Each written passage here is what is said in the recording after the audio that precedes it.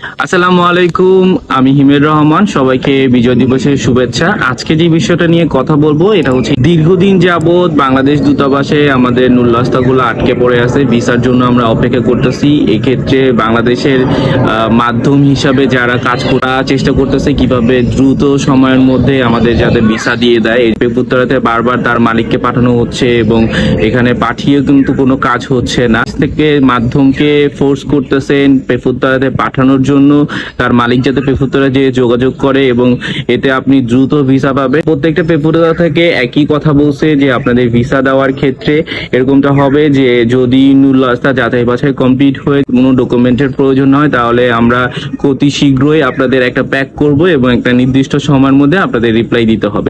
একদম কাছের কিছু ভাই যারা হচ্ছে মালিকের সাথে সরাসরি সংযোগ, তাদের কোনো দ্বিতীয় কোনো মাধ্যম নাই, তাদের সরাসরি মালিকের সাথেই যোগাযোগ হয়। মালিক নিজে পেপুত্তরাতে গেছে এবং যাচাই বাছাই করছে এবং তার কিছু ফ্রেন্ড আছে যারা হচ্ছে পেপুত্তরাতে জব করে এবং তারা পেপুত্তরা থেকে বলতেছে এখনো পর্যন্ত নাকি কোনো নুল্লাস্তা যাচাই বাছাই করার জন্য তাদের পেপুত্তরাতে পাঠানো হয় নাই।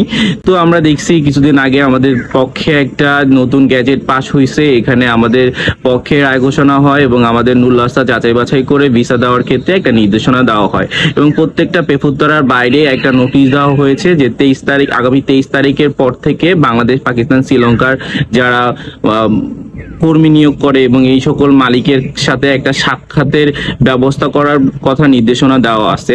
অনেক মালিক আছে যারা বারবার বাংলাদেশ দূতাবাসে মেল করে, ব্যাক করে এবং কোনো রেজাল্ট আসে না। যে আমার পরিচিত একটা ভাই আছে যে কিনা হচ্ছে বাংলাদেশের ইটালি দূতাবাসে তার মালিককে দিয়ে, মালিক হচ্ছে আবার তার একটা লয়ার ধরছে, লয়ার নিজে হচ্ছে প্যাক করছে বাংলাদেশ দূতাবাসে যে যাতে ইটালির করে এই প্যাসেঞ্জার গুলাকে ভিসা দিয়ে দেয়। কিন্তু ওনাকে 3বার প্যাক করার পরেও হচ্ছে কোনো রেসপন্স দেয় নাই। চতুর্থবার যখন উনি প্যাক করছে বাংলাদেশের ইটালি দূতাবাসে তখন উনি প্রত্যেকটা পার্সনের মেনশন করে দিছে যে এই কর্মীটা আমি হচ্ছে ইটালিতে আনতে চাই এবং এদেরকে যাতে 10 দিনের মধ্যে ভিসা দিয়ে দেয়।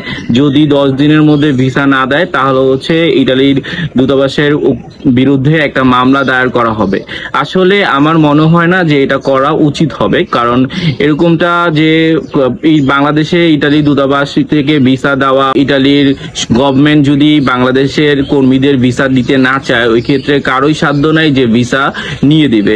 তো আমাদের এরকম কোনো পদক্ষেপ নেওয়া উচিত না যে না, যদি দীর্ঘদিন যাবত যেহেতু ভিসা দিতেছে না, তাও একটা লয়ার হচ্ছে বাংলাদেশ ইটালি দূতাবাসের বিরুদ্ধে মামলা দায়ের করবে এবং ভিসার জন্য একদম ফোর্স করবে। এই ক্ষেত্রে আমাদের নিজেদেরই ক্ষতি হবে, কারণ ওই ক্ষেত্রে আমার যতটুকু ধারণা যে যদি এরকমটা হয় কাউকে রিজেক্ট করে দেওয়া হয় কোনো কারণে এবং পাশাপাশি যদি বলা হয় যে না আপনি চাইলে আপনার নুল্লাস্তার জন্য আপিল করতে পারে, তো এই নুল্লাস্তার জন্য আপিল করে আপনি আবার ইটালি বাংলাদেশ থেকে নতুন করে এম্বাসি ফেস করার ক্ষেত্রে যে কি পরিমাণে হ্যাসেল হয় তাহলে আপনাদের করণীয় কি হবে? আপনাদের করণীয় হচ্ছে, যেহেতু 23 তারিখের পর থেকে পেপুত্তরাগুলোতে নির্দেশনা দেওয়া হয়েছে, বাংলাদেশ, পাকিস্তান, শ্রীলঙ্কা যাদের মালিক আছে তাদের সাথে একটা যোগাযোগের ব্যবস্থা করার কথা বলা হয়েছে, তাহলে আমাদের সবারই অপেক্ষা করতে হবে এবং যতটুকু আমার ধারণা অতি শীঘ্রই আমাদের ভিসার প্রসেসের কাজ শুরু হয়ে যাবে। আই হোপ সবাই ভালো থাকবেন, সুস্থ থাকবেন। আসসালামু আলাইকুম।